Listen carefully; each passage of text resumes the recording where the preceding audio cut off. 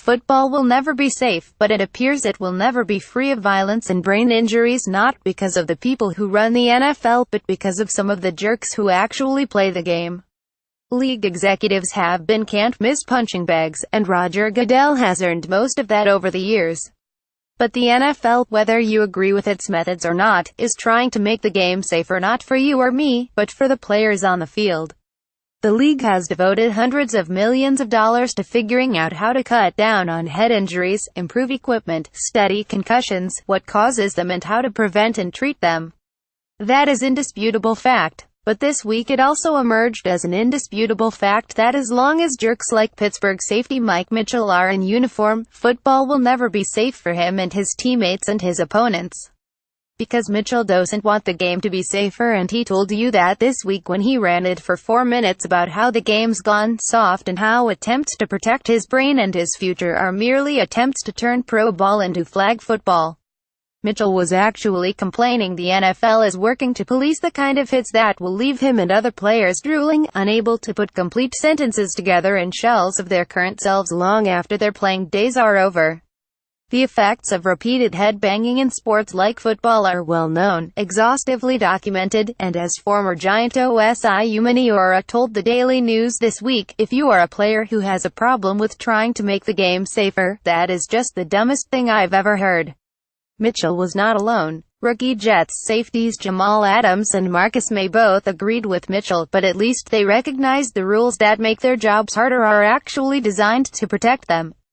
The NFL has already changed almost 50 rules to make football safer, and the league has invested well over $100 million and counting to learn more about medical science we still know very little about.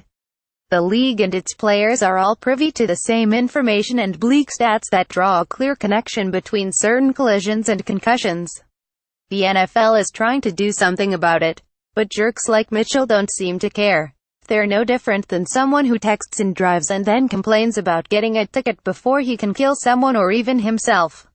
That doesn't make Mitchell a tough guy or a throwback or anywhere close to being correct. It just makes him a jerk. Off the mark in reference to LiAngelo Ball leaving UCLA this week because he and his family are upset he and 2 sticky-fingered teammates remained suspended for shaming their school and their country by shoplifting in China. NCAA President Mark Emmert opened his mouth and proved to the world how out of touch his organization is. Is this a part of someone being part of your university as a student athlete, or is it about using college athletics to prepare yourself to be a pro, he said. If it's the latter, you shouldn't be there in the first place. Goodness gracious, that was clearly the second jerkiest thing uttered all week in the world of sports. The NCAA is a billion-dollar business that has no problem using unpaid athletes masquerading as students to make money. But when it's the other way around, when it is clear that those same student athletes may be using college to their own benefit, they shouldn't be there. Kettle, meat pot. How many classes did the UCLA basketball team have to miss while selling their school and the Pac-12 to an international audience when they were in China? How many exams did those players take while on a long road trip to make money for UCLA, the conference and the NCAA? How were those student athletes, or student volunteers like the team managers and trainers, compensated during that trip? What's their cut of the massive broadcast deal between the Pac-12 and Alibaba Group that will increase the NCAA's global reach? None. So when Emmert criticizes kids for trying to get a little something out of their slave labor agreement, he comes off as aloof and out of touch, qualities that are all too common among jerks. Tweet: What's Big Mouth Basketball Dad? LeVar Ball's tweet this week of a cartoon version of him dunking on President Trump was amusing, and how instantly viral the meme went is indicative of American culture's inability to ignore jerks. We simply cannot get enough of Ball for any number of reasons.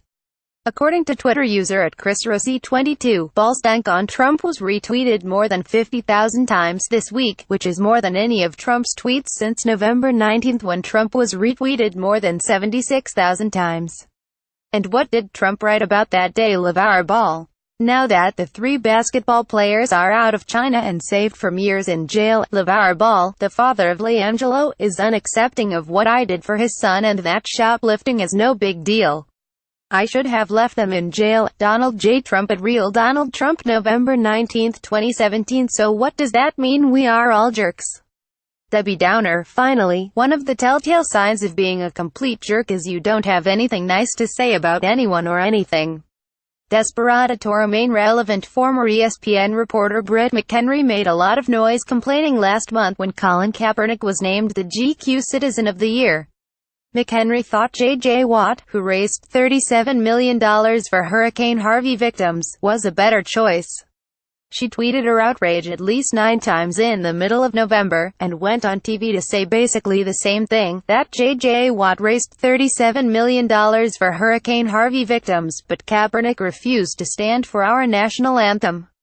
J.J. Watt raised $37 million for Hurricane Harvey victims. $37 million, but Kaepernick refused to stand for our national anthem a year ago and is Citizen of the Year. Write Britt McHenry at Britt McHenry, November 13, 2017. But this week, Watt was named a winner of the Sports Illustrated Sportsman of the Year with Jose Altuve for precisely those Herculean fundraising efforts. So how many times did McHenry tweet about that? How many times did she applaud the choice she campaigned so hard for less than a month ago? 0. McHenry was silent, presumably because she has nothing nice to say about anyone or anything. She's just a hater, someone who minds negativity and trades in low-hanging criticism. And if that's not truest definition of a jerk, please let us know what is.